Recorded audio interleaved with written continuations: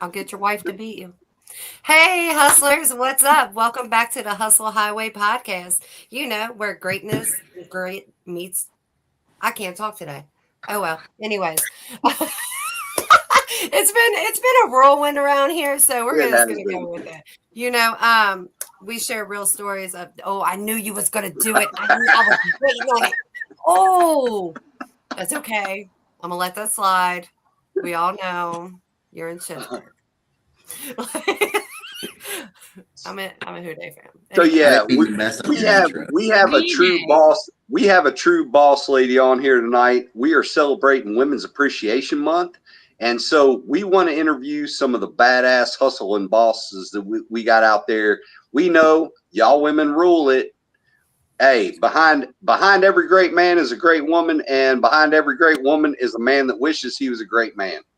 So, I like that. but yeah, so we have Kristy Bartolozzi on here. She is a bona fide businesswoman, if I'm correct, in the logistics business, which I actually know a bit about. So that'll be cool. We can talk about that. But yeah, I mean, we're ready to talk to you and kind of get to know you, Kristy. I mean, obviously, everybody knows Hollywood Jason over there. but they don't know how she keeps him in line and does all the hard Exactly. work. I So concur you in get your mine. credit tonight. She's the one that cracks the whip over there. So welcome, Kristy, and we're great to have you on. Thank you. I appreciate you bringing me on because probably not a lot of people know, but I help Jason manage his social media. So I see all this stuff and I know all the people. And then, like, you don't know me. And then when I see you in person, it's like, oh my God, it's Shonda or even Jeremy. I met you at the Maggie Valley too. You might not remember, but Yep. Yeah, it's kind of fun. Yeah. Yeah. Absolutely. I don't think you remember, Jeremy. You were when I seen you, bro. You were already on a little rocket ship. Throw her No, under the bus. Hey, there we go. No, actually, I do because you got at the tent when you were sitting over there. You were sitting in one of the chairs at the tent. Oh, yeah. Yep. I was helping. Yeah, I went and you guys had Daniel Stevens over there with you. We did. Yep. The big deal, Daniel Stevens. I'll tell you, I love that dude, man. He's a great dude, man. You know, a lot of people get sometimes rubbed wrong by him, but the thing is, man, it's because Daniel tells you straight up how it is. That's actually what I like. I mean, and I think that's why we all get along so well. There ain't no bullshit going on here. Nope. That's He'll one thing tell I you. love about Kristy. Like, she just tells you how it is. Like, and she's a damn boss. Like, I love another boss lady. So, and I Yeah. see what you put up with. So I give you all the credit. Yeah, listen, everyone says that they don't know how. I don't know how I do it, to be quite honest, but I figure it out. We've Takes been a together. lot.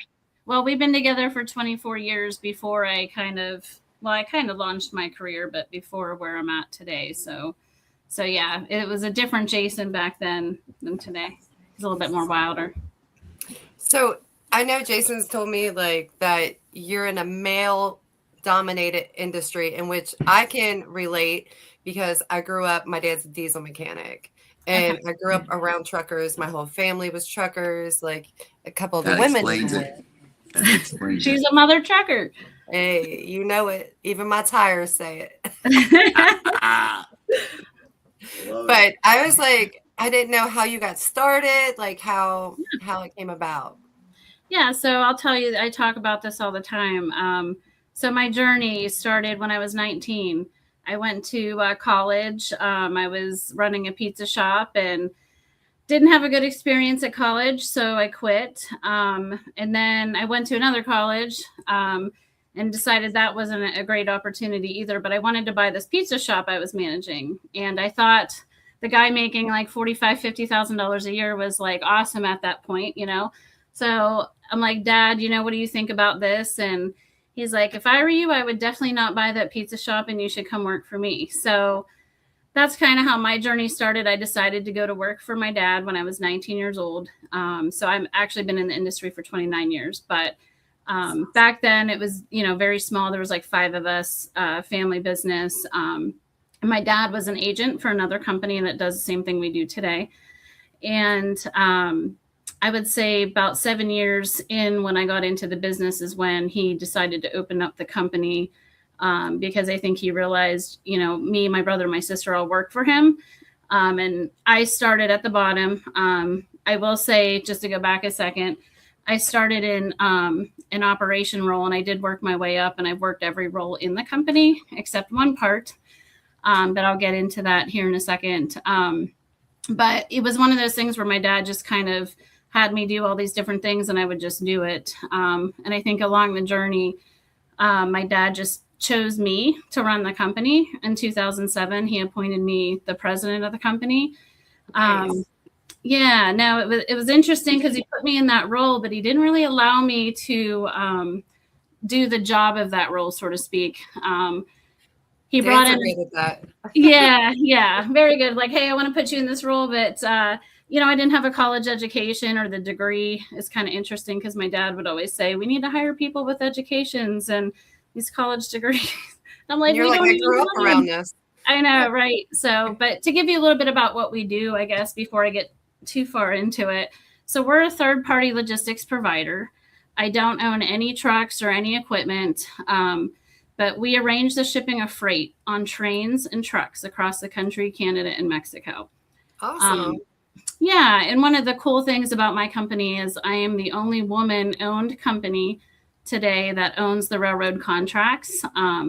There's 17 companies out there that are non-asset based that have the contracts, but you can't get them anymore. So it's a really cool thing that we have that. And shipping intermodal is what we call it, but on the railroad is our niche. That's what we do the most of in my business. And we ended up growing out other areas of the business, full truckload, which is just going over the road, not on the train.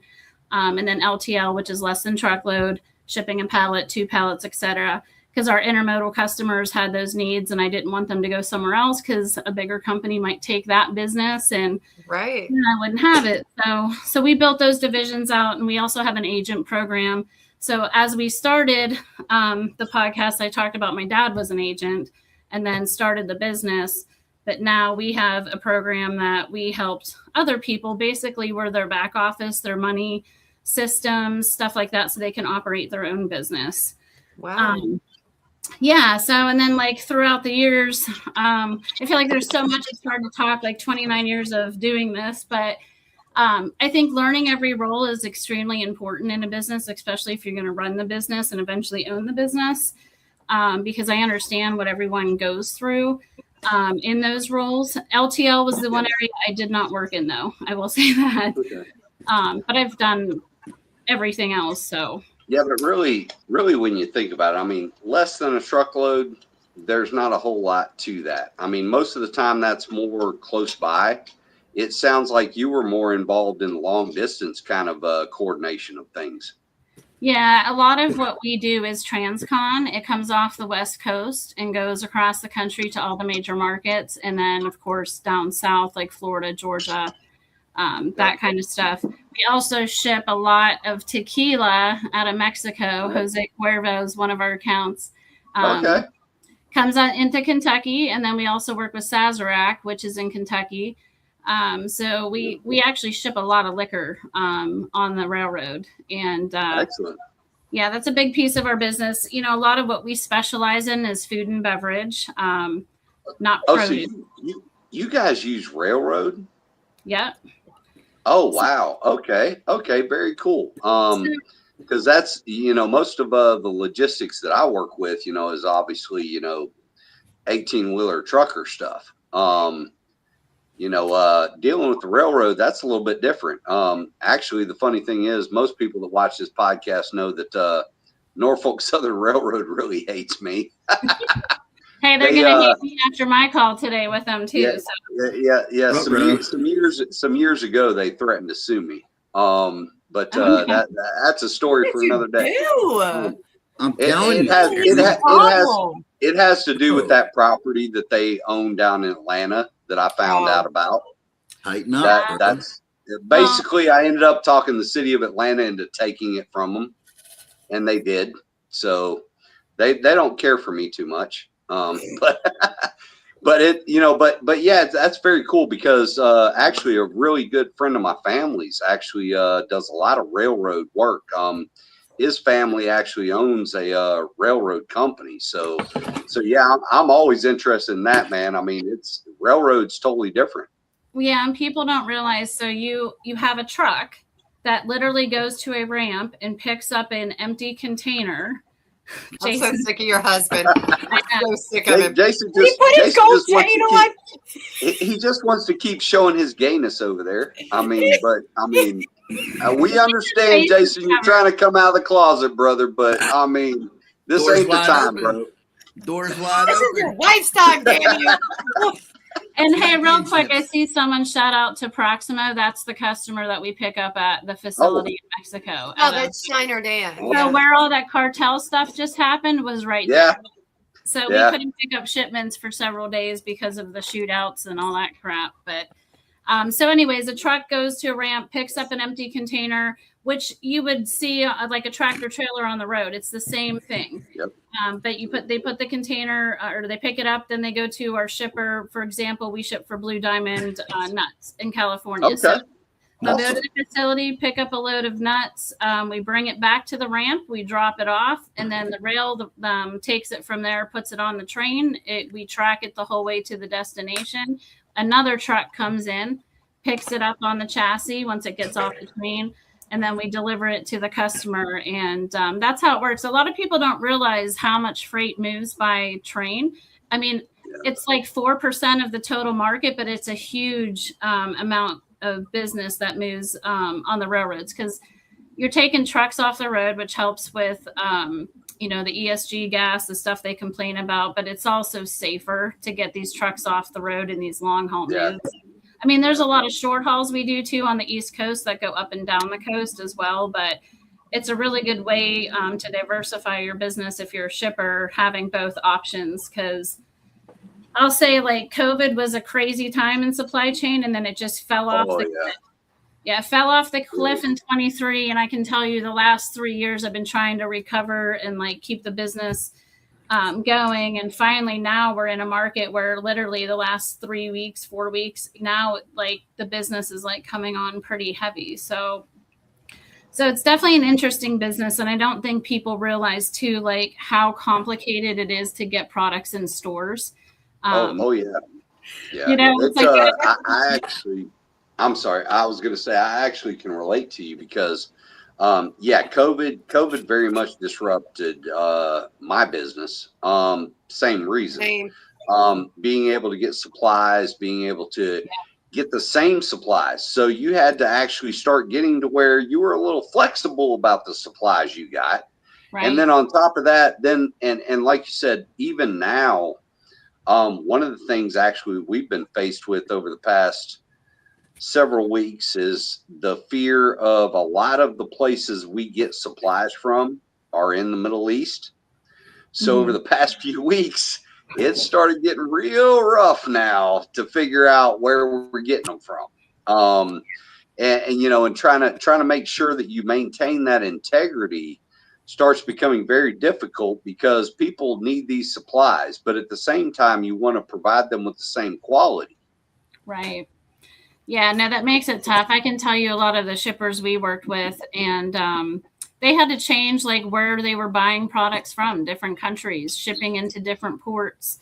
Even right now, like the fuel situation with the war, I mean, it's spiked in transportation, and it's now, I think that's why part of the reason some of this truckload freight's moving on the intermodal more now than what it was a couple months ago. So that kind of kills things when like disruption is good in my business. I will say, like it helps us do really well because there's a lot of stuff moving and we're able to be more agile and flexible with our customers than some of these larger carriers. And just to give you like a comparison real quick too, do you ever see like the Schneider trucks on the roads, the orange trucks? Oh, yeah.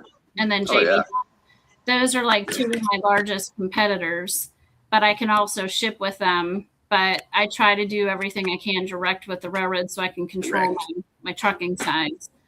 What about like is Tribe transportation a competitor of yours?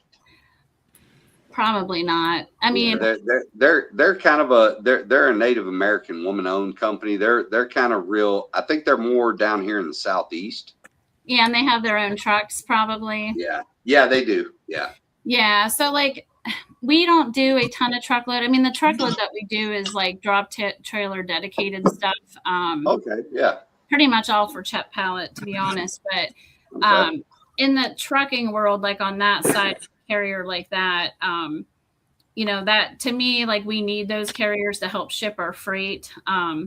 So for me on the intermodal side, it's really going to be like, you probably don't know these names, but Hub Group, STG, Schneider, JB Hunt. Those are like the big ones. Oh yeah. Yeah. JB Hunt, See JB JB Hunt, Hunt, Snyder, and Yeah. those are big. Those are the what is it? Schneider, aren't they the orange trucks, or is that JB Hunt? No, JB Hunt's yellow, isn't they? So JB Hunt has a couple different, I don't know, they have like green. Oh, that's right. Yeah, green with that green streak.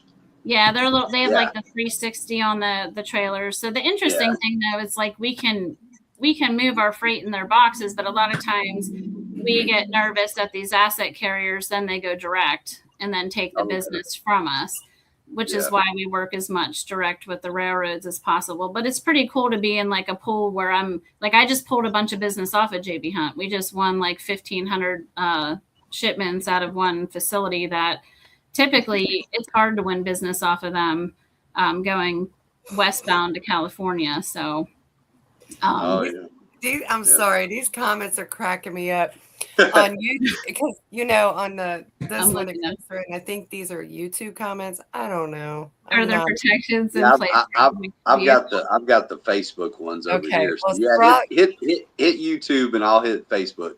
Okay. I see them both. Yeah. So protection in place for automated vehicles, really pulling for logistics. Yeah, I mean, there's going to be still humans. I think logistics is so complicated. People don't realize, like, it's not like you just go pick up the shipment, you bring it, deliver it. There's all these issues that happen. There's flat tires. There's weather. The driver got stuck at the ramp because they couldn't find a good container, like a line. A box didn't make it onto that truck. Yeah. That box might have had the wrong stuff in it. Something fell off the truck. Or as we used to deal with at Averitt Express, the trucks got broken into last night, and there was a few things that got missing. So my wife can attest to that, especially with some liquor. Oh yeah, so we have theft all the time. It's always, in my opinion, mostly an inside job, and in fact, our last one that we just had happened in Chicago. So like the train came into Chicago, it's in the ramp, it has to interchange to the, say, Norfolk Southern. So it's sitting there waiting for a truck to come and cross town it over to the other railroad. Well, the driver went in to pick it up. This was during the day, and there was people offloading our liquor out the back with a hole through the fence, loading it into a car. The thing is, it's insane that these people try to do this stuff in the daylight, but they start getting used to certain routines, and all of a sudden they're like, well, here's my hole, and I'm going to start unloading this right here. It sounded very dirty, Jeremy. Yep. Here's my hole. I mean, a couple of years ago, we had about $2 million walk away that way. It was basically, they realized at that particular time of day, nobody was looking. There were still security cameras, right? But physically, nobody was looking. Well, once the stuff disappeared, then you start going back and reviewing security cameras, and you're like, oh, that's where it went. It's right. You guys, Rob said, what a pile of heathens in one show. That Wade's Grogs, man. I tell you, I like that. He's a good one. I'll tell you, Wade, I love the fact that Wade and I can talk about weather, because if weather is coming from one side of where I'm at, it's going to hit him in about 30 minutes.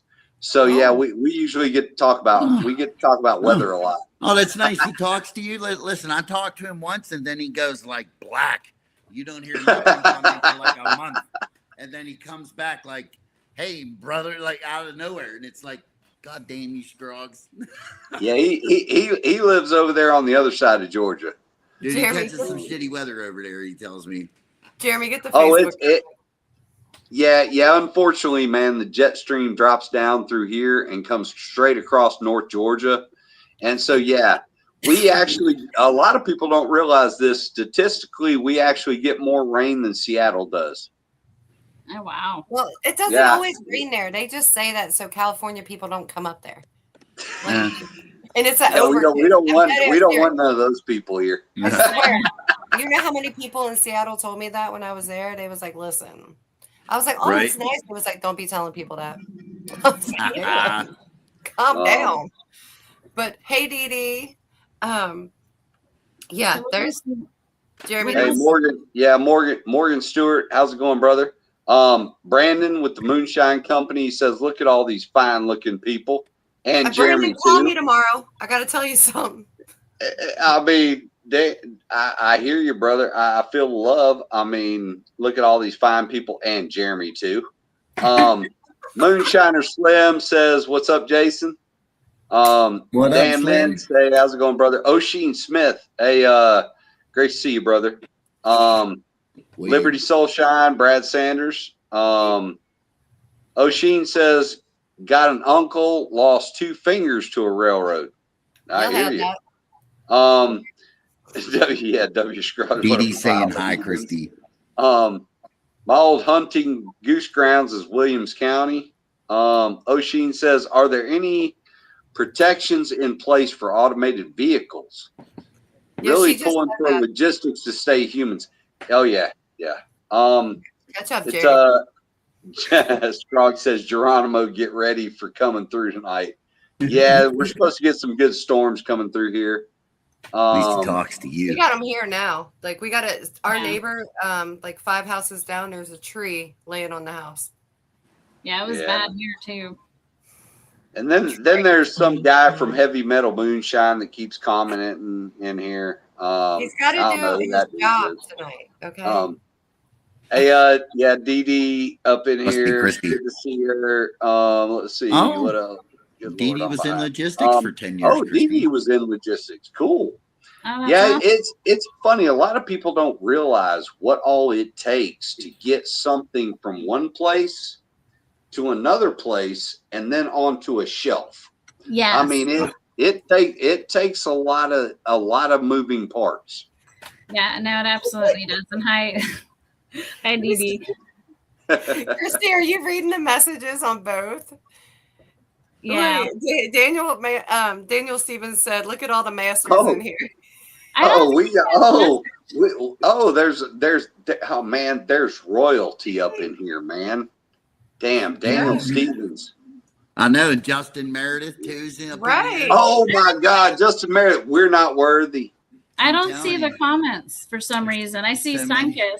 You got to click on the where it says comments. And I know. I see the comments. I don't see their comments. I see everyone else's. I just see Facebook. It's hard. There's so many. KP and Toby are in the house. Oh, what's up, y'all? Tighten up, KP. Man, Toby's little dog is so cute, man. I like that Toby. puppy is so damn cute. Toby's a wild one. Toby's heading through Nevada, I seen. That's all. As soon as I say, I was like, I need to pet that dog. Can I pet that dog? So I'll say this, Shonda, with you own business, right? Yeah. And it's the mud wrestling, and do you have another one too, or just the one? So I started Dirty Girls Mud Wrestling 15 years ago, and that started out of a joke. But COVID tried to shut that down completely when they shut down bars and stuff. So we had to get creative and do things online and private parties. And then in the meantime, I learned I was floating around like state to state doing different jobs, and I learned to make edibles. So I started an edible business called Baked Babes. And then our governor here decided to attack small businesses in the marijuana industry. And now you can only buy from a dispensary. I'm like dispensary, distillery, you know what I mean? dispense it. But I think they're going to overturn it. So for now, I've just kind of taken a break from it and just like put everything on pause because I don't need any more headaches. We all know the headaches come out. No, I agree. No, I think that's cool though, because I know when I had saw that a while back, just women in business in general, it hasn't been easy. So I'm all about it. Like I love supporting other women, lifting them up, and I hate when another woman, because most of the time, if you have a problem, it's a woman. Like you're right. You're right. If there is a problem, it is a woman. You're absolutely. You're the problem. We didn't say. Can you mute him? Mute him. Please go beat him. Listen, she just gave it up. Listen, what ladies? No, I'm saying like when there's a cattiness though. Like sometimes. You look to women for support when you're a boss, and then it's women that are shooting you down. So I wish we were more united, Yeah, I was going to say, like, you definitely see that. I think that's why, like, being in that male-dominated business or industry, when I started, there was, like, next to no women. Now there's a lot more women, but not necessarily in leadership. But yeah, to your point, it's about helping them and lifting each other up and not being like jealous or catty and any of that garbage. And I'll tell you too, like so I do a lot of advocating in the industry. I co-host on several podcasts, Empowering Women into Logistics, Ladies Leadership Coalition. Awesome. I'm founder of this Women in Logistics thing that we did about a year ago. Like, because I feel like you have to create that space for women to come. And like, even my company, we have 54 employees, and I would say probably 38 of them, maybe 39 are women. Nice. And I will 55. Are you saying you're a woman, Jason? No, I'm saying I'm her 55th employee. I just kept seeing you pointing at yourself and waving. I just wanted to clarify. I will say that's one of the great things that I love about my mud wrestling business, though. The women, like, they know you do not talk shit about the other women. You support them. You back them up. If it's in person, online, anything, like, we're a family. And they are great. They're my day ones. Like, actually, my first girl that ever came and believed in me and worked for me, she just had her baby. And I'm like, oh my, I cried so hard when that baby was born. I was at the casino. I had to leave. I was like, it was Did bad. you get her a miniature wrestling suit? Listen, I hope she's not watching because she hasn't got it yet because she's been in the NICU and she's a month old. But I got her mom, her grandmother, and her great-grandmother were all mud wrestlers. Oh, wow. So I got her a little shirt that says future DGMW mud wrestler, and it has a little tutu and stuff. But she's strong. She's a beast. I can't wait to meet her. I mean, because if I would have bought it a luchador mask. Oh, yeah, exactly. That's actually what I was picturing. You damn Wade Scroggs says, y'all have fun, catch y'all later. And he said, whatever, you too. Scroggs. Whatever, Scroggs. We'll see you in like a month. Hey, Brian Key, what's up, brother? Scroggs in a month. There's a bunch of comments. Ruth said hi earlier. Hey, love. Hey, Ruth. I'm trying to like skim through, but Jason Davis, hey. Hey, Jason, what's going on, brother? Hey, girl. Hey. There's a ton. I'm trying to see them with my bad eyes.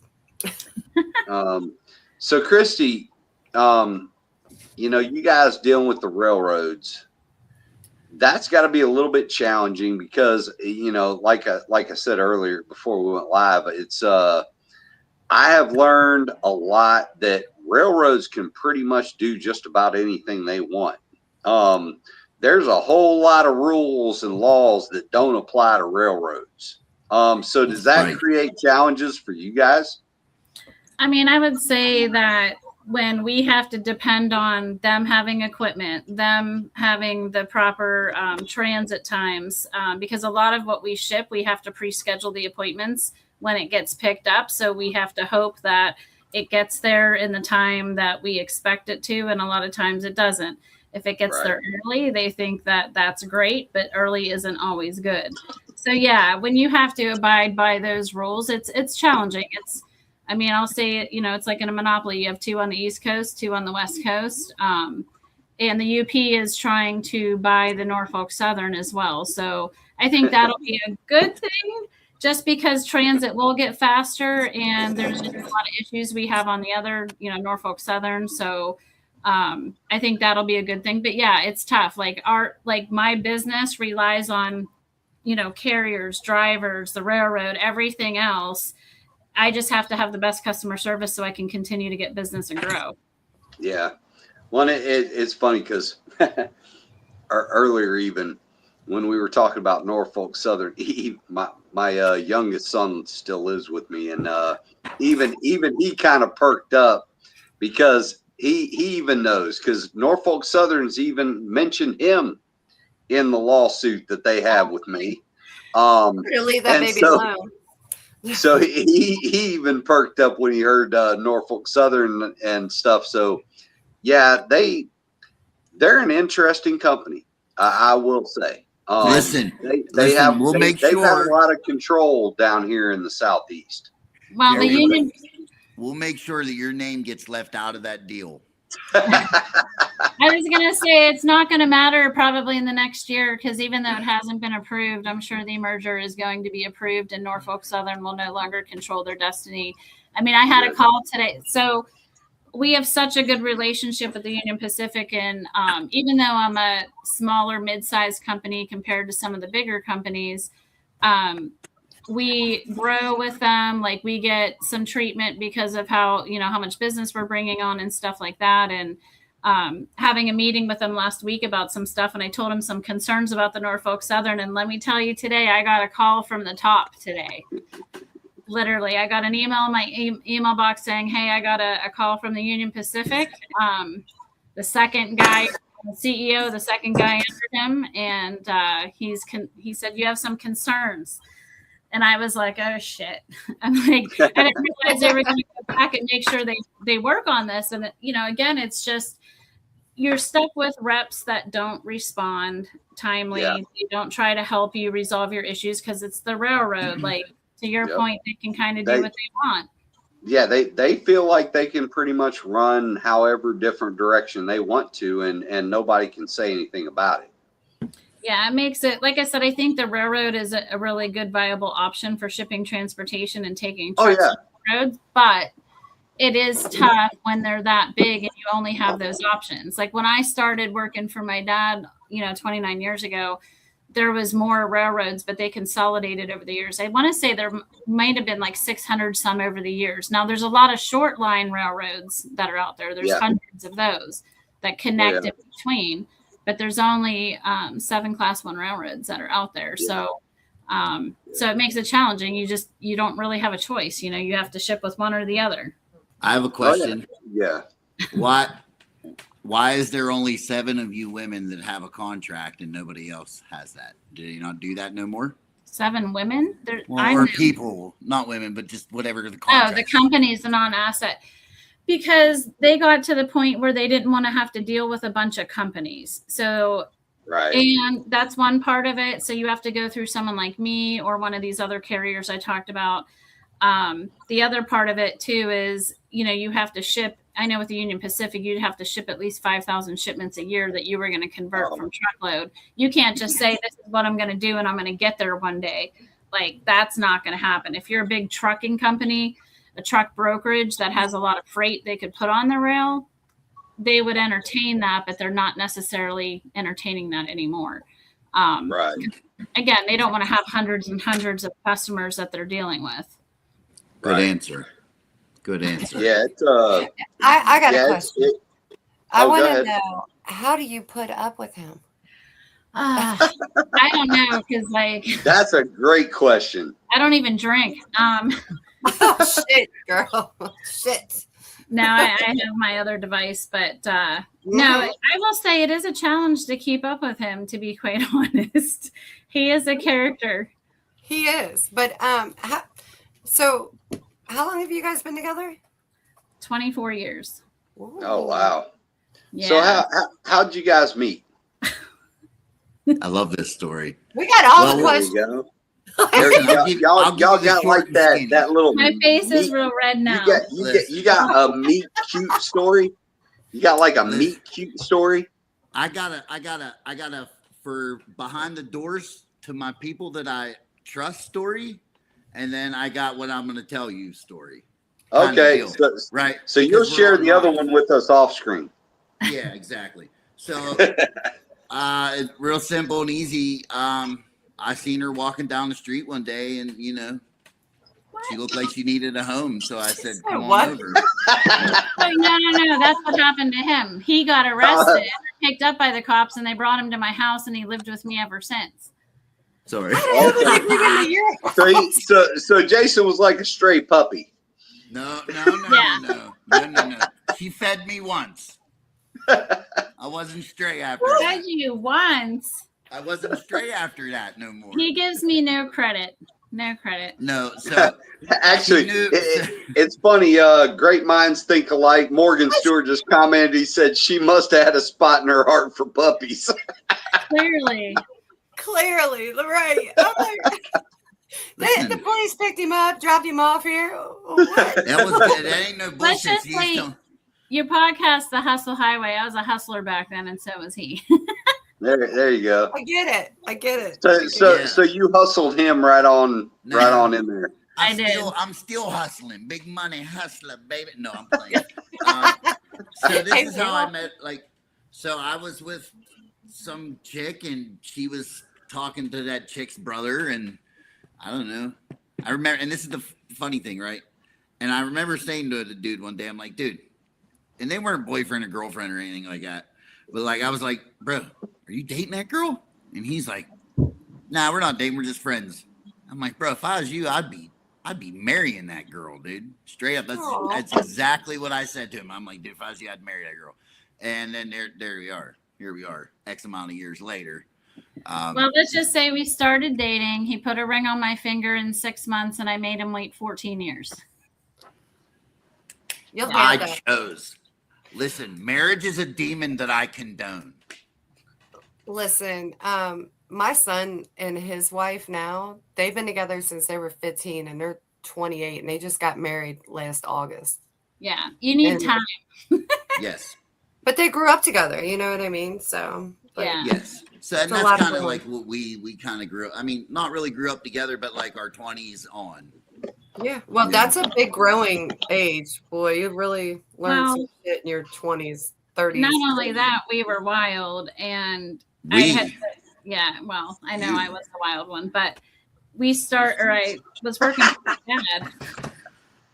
But like I said, the business itself didn't really exist until like after. And the interesting thing I will say though, as we got older and in the relationship, my business got bigger and bigger. And then the demand on me for the business became, I think, challenging for him to understand or handle. Like I understand that's tough. For me, I think it's easy to sit here and be like, hey, you can be that stay-at-home parent on the side and you have the life, but I know it's not easy doing that either. Either Right. one is easy. So Well, and a lot of times, Makes it man. look easy, girl. Well, and a lot of times, if you're a hyper individual and you like to do some things, yeah, that can be a little rough. Yeah. No, I travel sometimes 2 to 3 times a month. I speak a lot at colleges, events, on panels, like going to award ceremonies. Actually, that picture you used in the red dress was my very first red carpet event. I won 2022 Entrepreneur of the Year. Awesome. That's Thank awesome. Congratulations. Congrats. Which that was is like, awesome. I am proud of that one. That was like a hard board to win, I will say. Especially, I was going to say, especially in 2022, because in the logistics industry, 2020 created chaos, but I think the most chaos happened in 21 and 22 after that because of everybody trying to get it together. No, it did. And that was a tough one because like there's awards out there that you can win that you don't have to do much for. This award, I had to be interviewed by 7 other CEOs. I had to tell a story as to why I should win this award. What did I do? What did I accomplish? And to be honest, like, it was 5 states in the region. There was 30 finalists, and I was the only woman in that whole group. Wow. So I remember Excellent. we went to Stage AE, which is like a concert venue, and they had the red carpet out, and I literally put my head down like, oh my God, I don't deserve to be here. This is insane. Like, they're not going to call my name. And then they fucking called my name. I was like, oh my God. like I won. Like, it was crazy. I got up on stage. I didn't even know what to say. Like, I didn't even have a speech ready or anything. But Jason was all dressed up. You probably saw in that picture too. But yeah, that was from that event. Like, I will say, like, after winning that award, all the other awards, I mean, there's 2 other ones to me that matter, but the rest of them I don't care about, because that's a one that you have to earn to get. You earned it. Yeah. Listen, I'll tell you a really good funny time story that happened.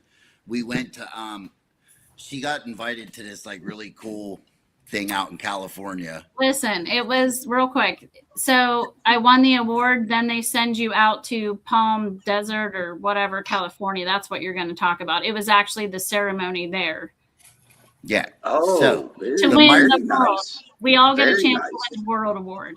Yeah, I was going to say, very nice place they were sending you to. Well, we were on a golf course. There was a golf course right there, so that's where the party was. And when Jason goes to California, he has other things that he needs to do right away when he gets off the plane. And hopefully those places aren't too far. So we found one that was pretty shady. So we stopped because, like, you know, that's what I need in my life is shady people. So, yeah, exactly, man. I mean, you got to know a few shady people other than you can't. I mean, if you don't, then you can't get what you need. I mean, listen, the shade got the shades went right up, and they just more you got, the more they gave. So I was getting all kinds of stuff. My type of party. Right, exactly. All of a sudden, you're starting to find out all kinds of things you can get into. Well, this is the best part. So we get back, especially out there. We're at the room, and now it's time to get ready to this big event to go see the Black Eyed Peas. Wait, listen. Hold on a second, because I was a winner. I had like a personal like chauffeur, so to speak, that took us like this. This was the most high class Hollywood celebrity event I've ever been to in my life. So just keep that in mind.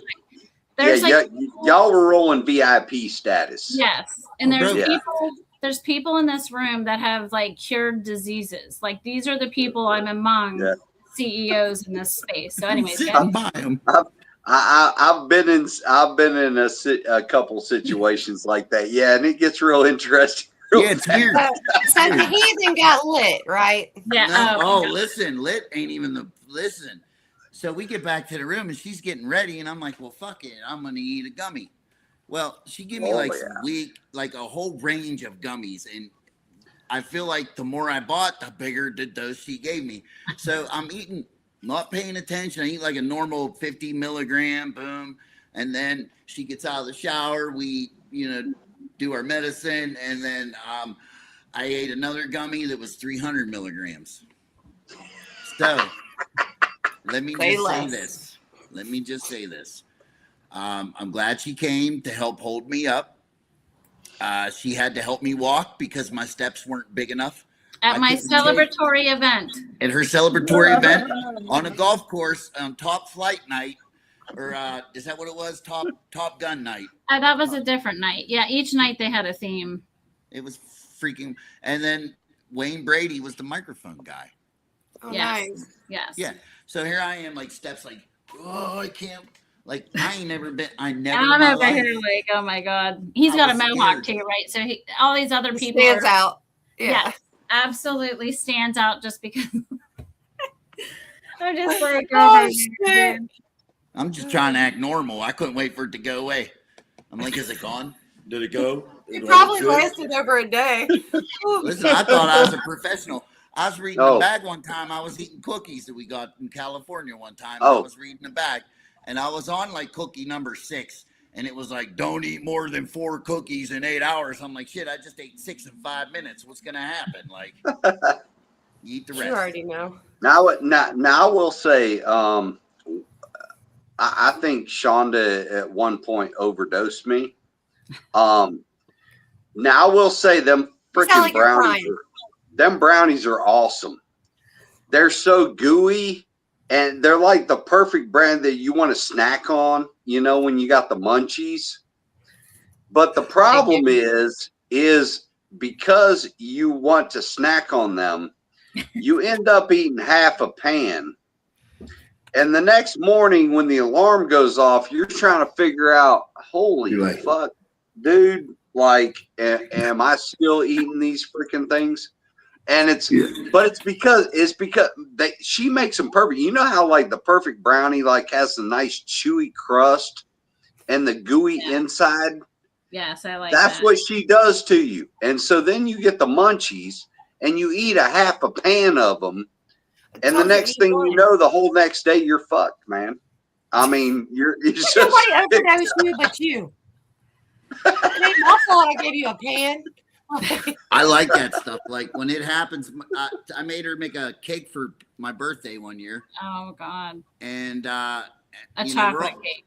Yeah, we're all professionals. It was like a 3-layered chocolate cake, and it was in every bit of the cake, like all the icing, everything had it. And my buddy sitting there, who's an older guy, like, man, I look over, he's as white as the sky. He's got his head down. They got a rag around his neck. I'm like, wow, Bill, what's wrong with you? Oh, Jeremy, I don't know. He was, I know. I know what. You see, now what, Dee Dee, the problem is, Dee Dee, is you don't taste it. Yeah. Now there's a slight hint, but once you eat a half a pan of it, you're wow. I feel bad. We rolled into Maggie Valley with a whole fucking kit of stuff, and she's like, I don't like the smell. I feel bad. Oh, actually, I did want to ask you guys. Tracy Reed said she stayed with you guys at Hillbilly Jam. Yeah. That's Tosh's friend. Yeah. Tosh and Dee friend. Yeah. Yeah. Yep. Yeah. They're blast, dude. Listen, they're both fun. Tosh is a good time. She was fun. Everybody had a good time. I had a blast in Maggie Valley, and I'm looking to have another blast in Maggie Valley again this year. Are you guys lined up to do any other festivals? I mean, whatever one you're not. He's doing popcorn Sutton. I don't know what else. I told him he needs to make a schedule because I have my work schedule, and it's like we need to figure out what this looks like. So it figures out that I'm going to be working. Yeah, we're still trying to figure out popcorn Sutton or not, because last year there was a little hate thrown around out there. Well, I know Dee Dee's coming. Ryan Battle told us he's coming, and I want to say Daniel Stevens. Yeah, I think so. Yeah, Daniel will be there. But I know there's Farm to Bottle, there's Beattiesville, there's those two definitely. Yeah. For me, at least. Jason's lucky. I can just send him and he can go do his thing if he needs to. I'd like to try to be there to help him and stuff, but and to make sure I don't get speeding tickets. Yeah, y'all like to get put. You weren't the only one that got pulled over at OBX. Red did too. I know. So I was like, and then I think Jeremy got pulled over. I don't know where he was going. At the same time, me and him was on the phone, and I was like, "What's going on?" I just hung up. That was because these damn freaking Georgia people with these damn freaking. If you got a cell phone in your hand, and I think these damn cops are freaking watching folks like coming off at this highway where the hotels are at in Augusta. They're sitting right there because they know you're probably looking at your GPS on your phone. So they're waiting for you. Yep. The second they see that, they pull you over. Yeah, Shonda got to hear. I shoved the phone down. She sat there and got to hear me talking to this cop. And the whole time I'm like, usually I will try to argue something like this. But yeah, that particular night, what I had in my truck, I was like, yes, sir, please give me that ticket. I'm going to roll on. Have a nice one. Thank you very much. I'm sorry I did that. What up, Yeah, I'll Riggs? tell you, Atlanta area though for drivers is like the worst area in the whole country as far as like moving freight. I don't know why, Oh but yeah. The traffic is horrible down there. The police are horrible. I mean, anytime people come to Atlanta, friends of mine, they get mad because they're like, you didn't even offer to come visit me. And I'm like, I'm sorry, but Atlanta is literally an hour and a half from Atlanta. And I don't live in Atlanta. So that's even further. Um, and it's just the traffic is horrible. I mean, it is just horrible. And so and people are crazy. I mean, you go down there, you pull up off of a highway, off an exit ramp, and you get what you get the water boys. The water boys are out there selling water, and all the politicians say they're entrepreneurs. Do Yeah. they got to pay taxes on that water? Well, here's the thing. They're Make a the gang. mistake of refusing to buy that bottle of water and see what happens to your car. They will Oh. literally assault your car over you not buying a $2 bottle of water. They'll start freaking throwing stuff at you. They will jump on your car. They'll attack you. It's not worth even going there. I mean, it's just, I don't want anything to do with down there. It's not safe. It's just.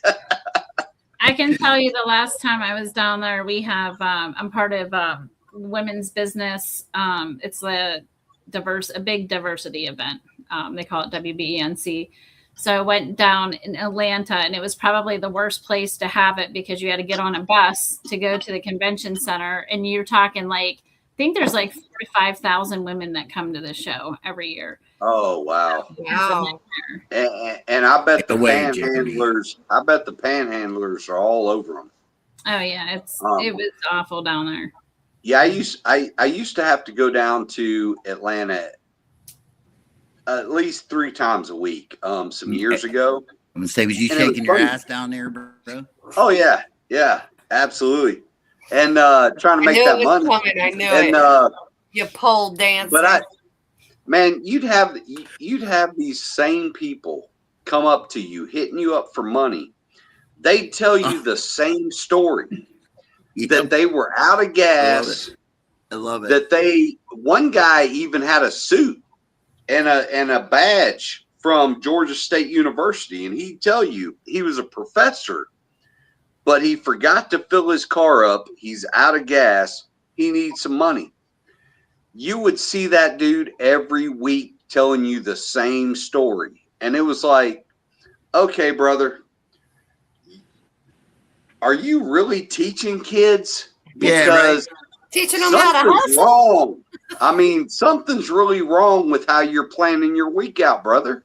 I mean, but yeah, it sometimes it's funny, but I can see where if you've got an event that is a bunch of women, there can be some dangerous folks running around down there. I mean, there was one night my son and I were inside a little restaurant down in the downtown Atlanta.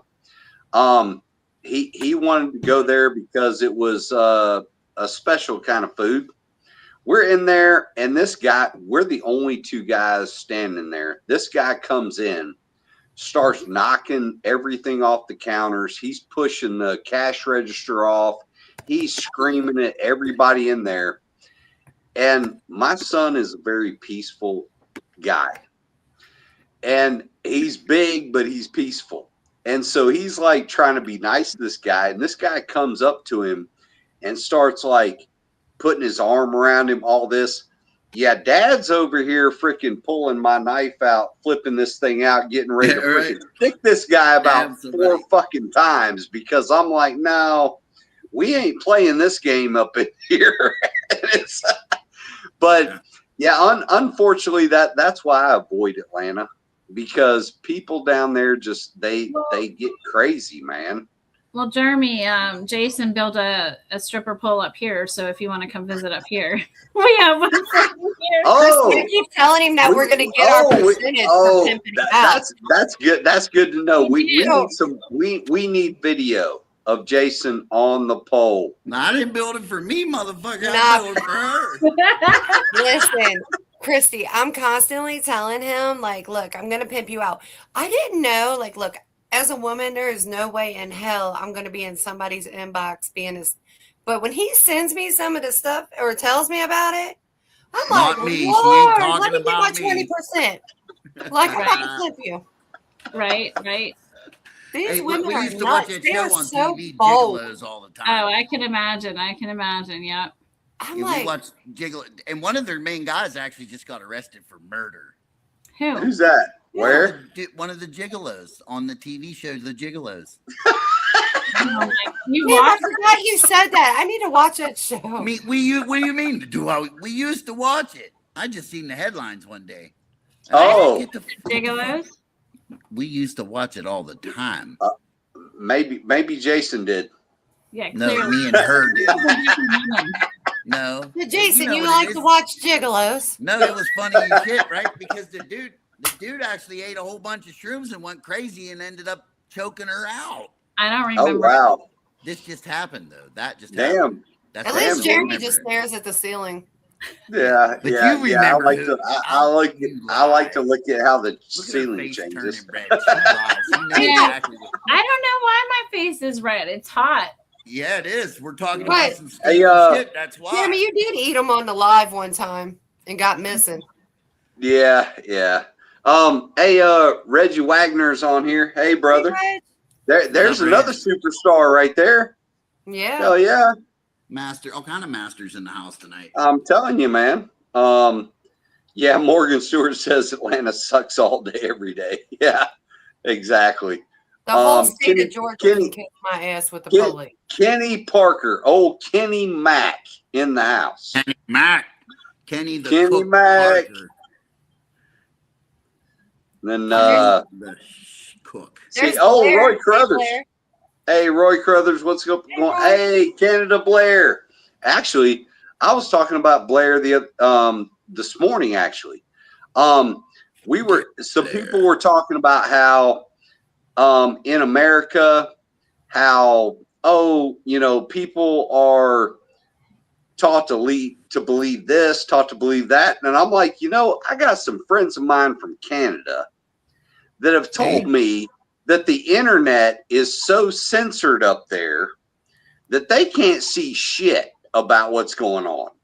And so I was like, apparently here in America, we must have things okay. Yeah. I mean, It's like that in China and other places too. Like they, Yeah. It apparently in Canada, like there's certain things if you look up, like your internet's going to be blocked because you're trying to look it up. Ain't nobody looking up them Steelers, Jason. Let it go. they don't That's have right. to because Well, it's in the Well, headlines all the time. that really should be blocked like everywhere. I mean, I still can't believe the Village Tavern has so much Steelers stuff in it. You know what? Listen, they're And they're around going to the have world. more when I go back because I'm going to bring them some of my Steelers stuff, and now the place will be more beautiful than it already is. Jeremy. Hey, like I told you, Jason, when I sent you those pictures from Yeah, in who there, they- I never thought it was a gay bar, dude. I really didn't. So we were there. Until Jeremy showed up riding his little unicorn. He said, "Pony up." Oh, my God. With little booty shorts on he got from Little J.J. booties. Jackson. He said the little booty shorts and your little crop top. Hey, when I'm trying to make some money, y'all just mind your own business. I'm trying to help you make money. I just need my percentage. I'm 20 just to gonna 20, get you man. out. Like the amount of women who stalk my profile to see what Jeremy's doing is insane. Like, Oh, really? How do you? oh see my that? God, Kristy, I'm gonna have to tell you about this sometime. Like, Yeah, because I don't have I have an old Facebook page. I haven't gone on it or anything. I just go on Jason's to look. I'm only on LinkedIn. I'm on the business social media. Oh, there you go. I know yeah. it's boring I'm- shit, but that's No, my Actually, it's funny you bring that up because I mean, for my day job, I'm on LinkedIn too. But I will tell you, even recently, there have been people on there, females, that will reach out to you trying to get you to subscribe to OnlyFans. And I'm like, dude, this is LinkedIn, man. I'm like, what don't are you have talking about? Hey, listen, Tater. Hey, Tater. He said, Oh, hey, "Times are Tater. hard. Gas is getting high." Yeah, it is. Yeah, Reggie says, no way. Yeah, brother, you a superstar now, bro. You in the house, man. You in the house, You Reg. part of the family, bro. You can't. Unfortunately, You can't deny it. you may have some crazy cousins in this family, but you can't leave it now. Now You're stuck in with it. You stuck with them now, bro. him. Roy said, "You looking buff in them booty shorts." Here goes Jason. How do you put up with this shit? Yeah, Kara says to bed. Atlanta traffic sucks. It does. Awesome. It's horrible. Roy said it's called linked up. Linked. Thought it was LinkedIn. Linked up. Kristy, quit buying him memorabilia. Listen, Yeah, I mean, damn. I was a big This Steelers dude. fan before I Take even met his- him. Take his money away from him. Hey, I think there's a few things he's probably I knew going he to was try gonna to. do that. I Oh, think there's wait, a few listen. things he needs to buy from the Village Tavern. Jason, you're not going to do that on this show. Take that fucking mask off. He knows I hate that fucking mask. It's so creepy, dude. So that's why he has me, because I get shit done and he's over here playing like, house. I lay in bed with this. I put this on and get in bed with her, and she fucking hates it. I like made punch that. him in the face. The things nightmares are made of. Woo. Yes, exactly. Yeah, I can tell you a couple. Yeah, I bet. Like DoorDash, that's a nightmare. Don't Did get me you put started. your dash in? Yeah, I did. Me too. If he starts cooking for you, you won't have that problem. Listen, I know. I don't know how to cook. I burn cereal. Oh, give me a shit. Listen, that's the one thing, like I said, that would be most beneficial with what I do for a living is to come home and have a cooked meal. But I got to come home and cook for everyone else or order out and figure that all out. After an hour drive home from the office. Makes it worse. Sorry, Jason. I'm going to keep shaming you until you start cooking. I mean, Jason, we'll send you tutorials. And I already told you how to do the nerd ropes. You're good. You're good. Yeah. I need a master class on how to run. Dee Dee said you know how to cook mash. Yeah, that's about Clearly, it. that's my point. And that's why I do a lot of sugar, Dee Dee, because you can't mess that up. How is Joe going to have your back when he's from Ohio talking about black and yellow? Listen, black and That's yellow. all right, because he knows where Big Benny came from. That's right, Joe. It's all right. We're OH over here. Beth is in the house. Hey, girl. That's my girl. She's Kristy. You'll love Beth. Oh, I don't know if you got to meet her. Is that Tater's girlfriend? Yeah. Yeah. Who's that? Yeah. Oh, Beth. Yeah.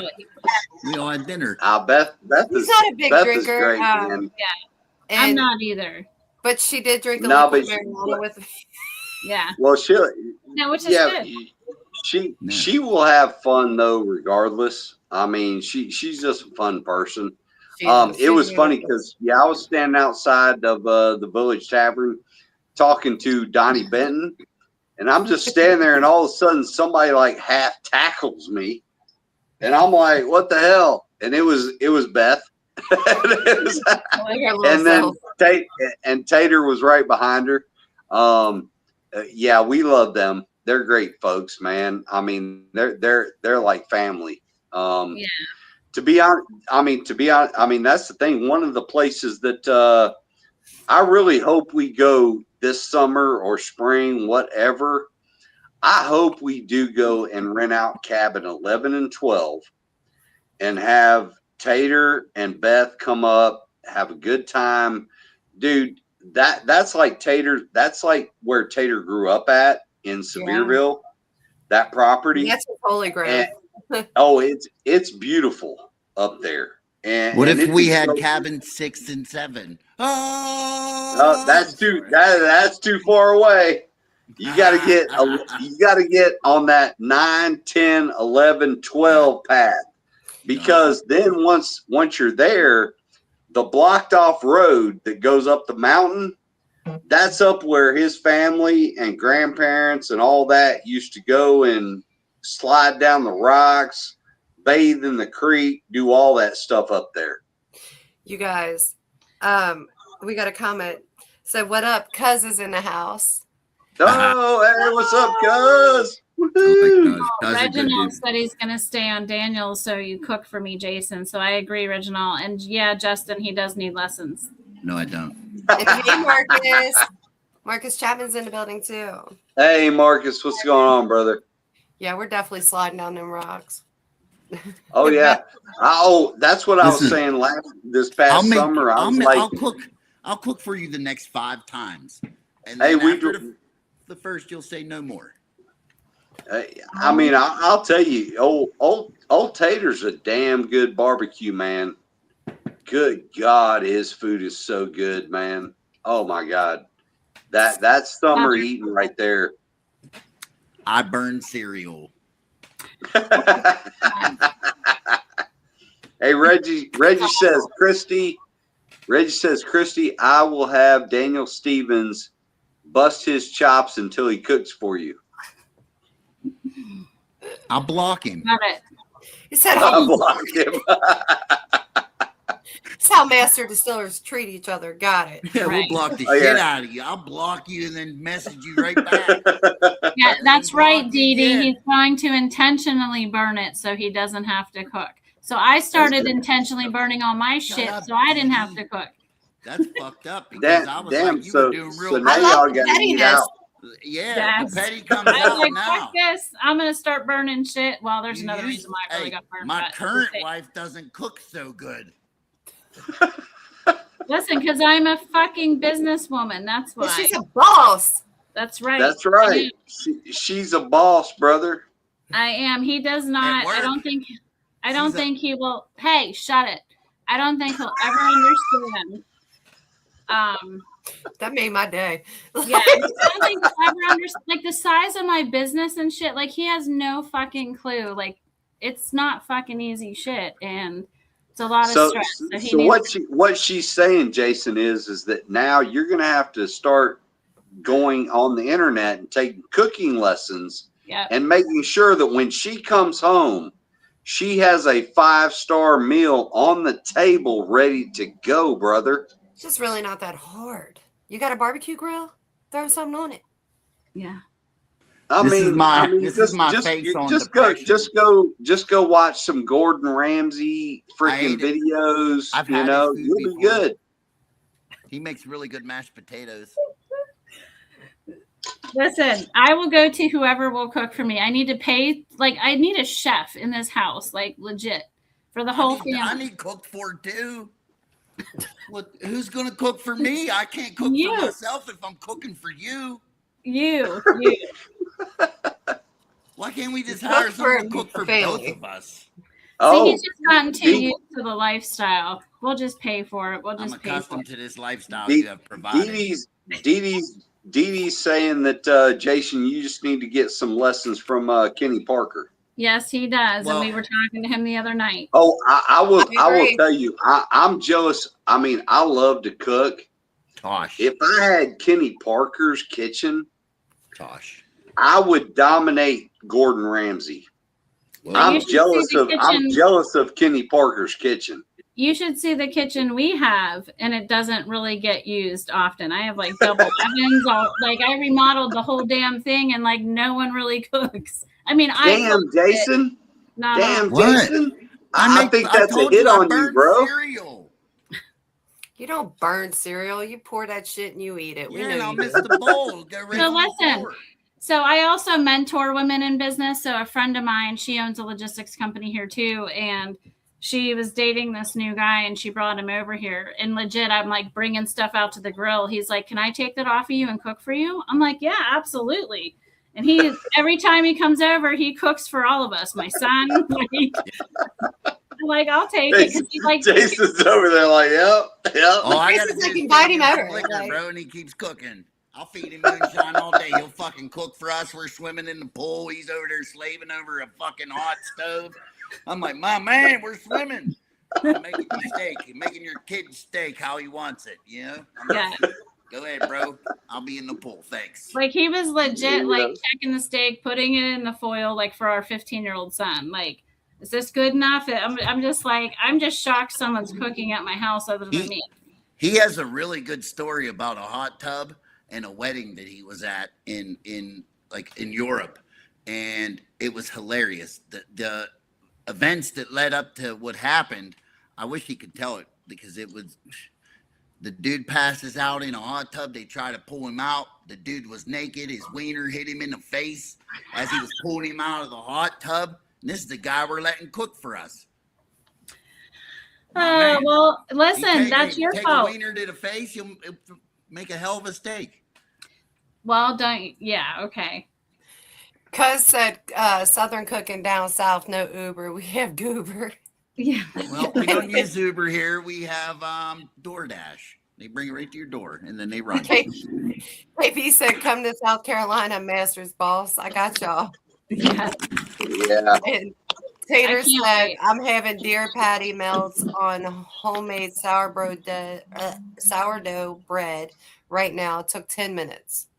Hell yeah, Tater. Tater's always cooking up some good food, man. Listen, Cuz made some really good barbecue too. Like now we'll say, and they're all really far from me.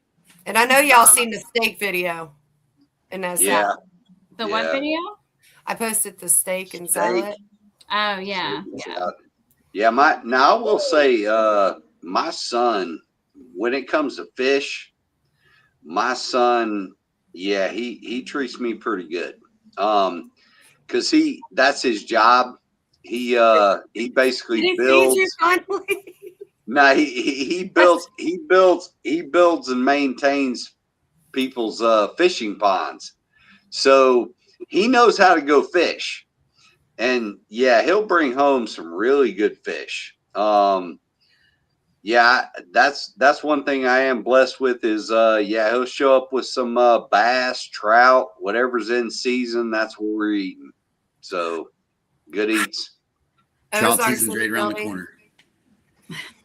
I'm ready. I don't mind. And actually, I will say I used to not like fried or really any kind of catfish because anytime I ate it, it tasted dirty. But my son actually taught me why that is. It's because the people didn't kill it right.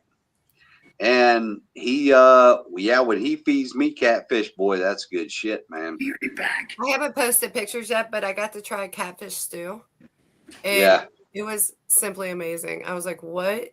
Moonshiner Grant. Oh, Chad Grant. Oh, Chad. What's up, brother? What's up? He said, what's up, party people? What's up? Chad, and then Joe said that Joe said that he is master chef status. Jennifer is amazed. Joe Lawson. Oh, we got John Bence in the house. He says scrolling down. John Bence. What's up, buddy? John Bence. I love John. John's a good dude, man.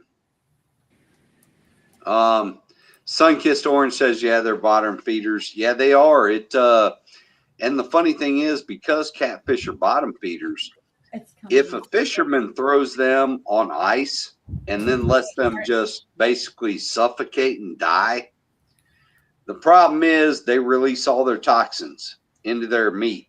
And that's why when you taste it, it's dirty, because that's what the fisherman did. My son taught me that if you kill them instantly, the second you pull them out of the water, that doesn't happen. Their meat's clean. And I'm a believer now. Okay. Yeah, he's definitely figured out how to do it the right way. Just damn it. I'm looking forward to going crabbing. Dee Dee's been talking to me about crabbing. I like crab. Yeah, actually, my son and I used to do that at Hilton Head. we would go crab and grab a bunch of blue crab. We also used to catch a whole lot of freaking stingrays out in Hilton Head. Oh, wow. You eat those? Right. Do you eat stingray? You can only eat the flaps, basically their wings. Okay. That's pretty good, but it's a lot like shark. The best way to cook it is to fry it because it's very little fat. So you kind of need some fat added in there in order to cook it. Interesting. Yeah. Yeah. Nathan Knight said, yeah, we what's happening, used to guys? spend all day standing out there. People walking the beach would be wondering what we were doing because he'd be on one end of the cove, I'd be on the other, and we'd be slowly walking towards each other, constantly moving, and they couldn't see what we were doing, but we were herding them into position, and that was the only way to catch them. I mean, because they're smart, they're gonna avoid you. I don't want nothing to do with stingrays after they got the one guy, but Steve I Irwin. did go swimming with them in the Bahamas, and they were huge and they were so friendly, and I was just like, okay, don't move. Yeah. I will say, I've gotten caught in an arm by one of them. They will throw that freaking spike at you real freaking fast. Yeah, forget that. But they but came at up the same, like wanting you to pet them, and I was like, Yeah. oh. but at the same time, I mean, people know I'll sit there and I'll go out and I'll jump on freaking alligators and shit too. So really, a stingray is nowhere near as aggressive as an alligator is. That's So what I guess I so the railroads have fish camps down in Florida that I get to Yeah. go to, and they have a guide that we get to go fish with. And the very first fish I ever caught was a freaking gar. It was 6 Oh, foot. Yes. and Those things are wicked looking, though. those are nasty looking fish. Yeah. They They look are. like alligators somewhat or whatever, but no, that's a interesting time because I'm not really like a big fisher, but I got to fish for bass and stuff down there. That's That's cool. cool. Jason over Yeah, there it's- bothering you? Are you safe? For a Oh minute. yeah. O'Sheen actually said, "You ever eat a carp? That's a dirty fish." Yeah, they are. Carp will eat just about anything. But at the same time, if you clean them good, that can be a pretty damn good eat. There's a lot of meat there. They're big fish. Yeah, I hear they're dirty fish though too. When I went fishing, when they would catch them, they would just like, I don't know. They're like, "Oh, this is piece of shit fish," and like throw it back in there and rip the shit out of its mouth. I'm like, "Oh my Why god!" are you swearing? And the other thing that's funny is also it depends Why are you on where talking to her you're like fishing. that? It depends on where you're fishing for certain fish. Right. For example, when my son and I went down to, we were just off the coast of Florida, but it was northern Florida, near what was it, Cocoa Beach. We caught out there some barracuda. The guy told us that, yeah, you're not going to be able to keep those. We can use them for bait, the meat, Mhm. but you can't keep and eat those because in that area, the barracuda were so high in mercury, it would poison you Oh wow. because they were the top of the food chain in that area. So there was no other fish to compete with them. So they basically became the dominant fish, and their mercury levels were so high. Wow. So it was kind of interesting to hear this because apparently down around Miami, they're not that way. And down there, they're actually good fish to eat. So yeah, it kind of depends on where you're at, depending on what the fish is good. Right. Yeah, we don't eat fish. Like I wasn't raised on seafood, but I've tried a lot of stuff because my customers in the past, we do a lot of Asian food customers and they would order my meal for me. And I didn't want to be rude, so I would try things, but like nothing ever. Donda's part Asian. What? My family's Asian. Sean- They- Yeah, eat a lot Shauna's brother's Asian. Do they eat a lot of rice? Because we ship a lot of rice out of California. Sushi. They're in California, and well, half of them are, and half's here. But they eat a lot. Actually, it's crazy because I've went through the airport with deer ribs, and I don't know a lot of people who eat deer ribs, but my family loves them. So, Well, listen, I don't mean to like cut it short, but our food is here. oh, And, DoorDash. and we would like to DoorDash. eat food. Woohoo! Well, thank you so much, Kristy, Hey. for coming on. It's great to get to know a little bit more about you, and I hope that I'll send you a list of the festivals. We'll get it together. Yeah, absolutely.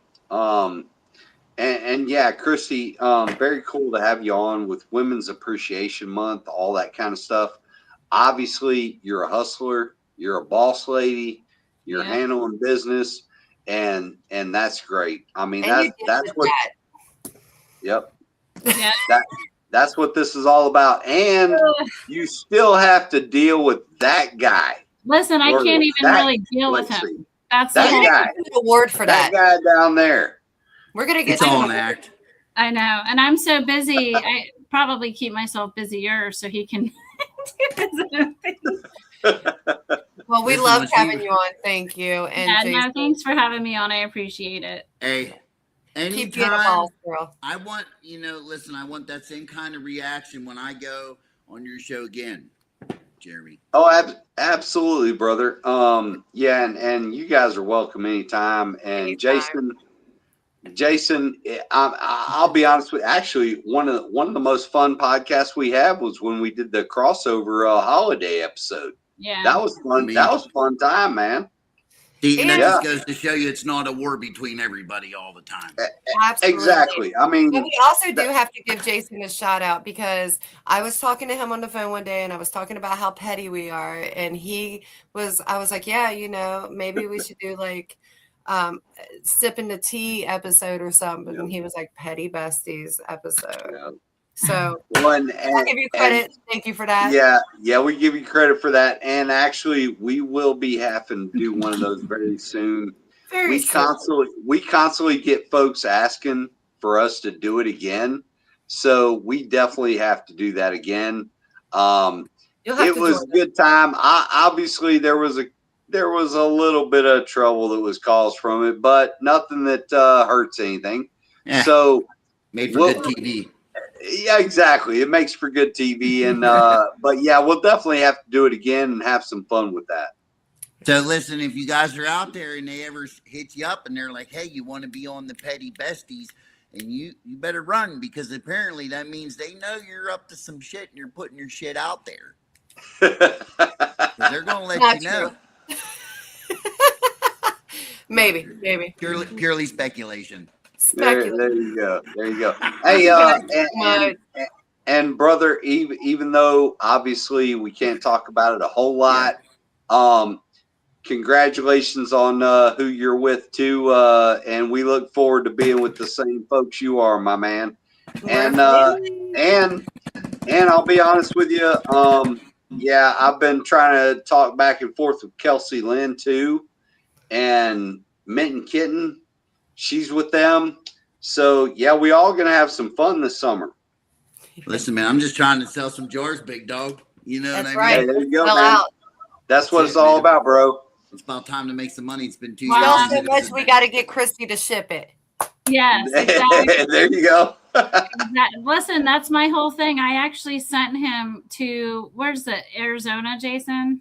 He Yeah. went to Arizona with my sales team because we went to a liquor convention because we ship so much liquor. We just want to get out there in front of other companies. And we had him go because I had another reason for that. I'm like, have your master distiller thing. You'll bring people over to Yep. my table. I'll try There to get you their go. business, but wanted him They to were learn scared too. of the Mohawk.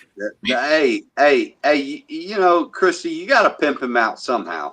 Exactly. He's got to make us money some way or another. If he's not going to cook, he better bring in the fucking dough. Damn right. Well, enjoy your dinner, guys. And thanks so much Yeah. for joining us. And Yes. hustlers out there, keep hustling. Get your Hey, hustle. love y'all. You. Hey, Love guys, ya. thank you. Thank you very much. Bye. It's dinner. Absolutely.